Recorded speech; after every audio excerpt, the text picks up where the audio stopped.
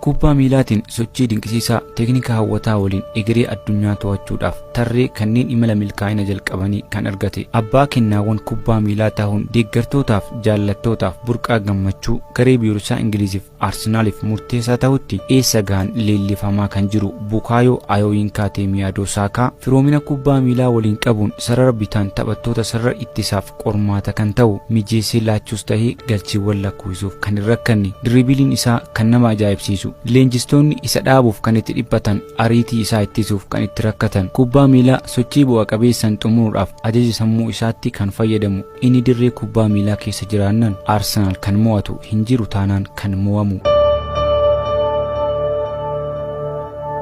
Sochii isaa dhaabuun akka tapha bahuutti kan ulfaatu bilisa ta'ee kubbaa to'achuun kan taphatu urjii daawwachuufis mijatu akkaadaamii Arsenaal keessatti gahoomuun dhimma ijoo addunyaa guyyaa guyyaa kan ta'e Bukaayoo Saakaan hojii barbaachaaf Naayijeeriyaa irraa Ingilizitti kan baqatan akka lakkoofsa Awurooppaa 2001 maatii Adeniikee fi Yoonii Saakaa jedhamanirraa dhalate.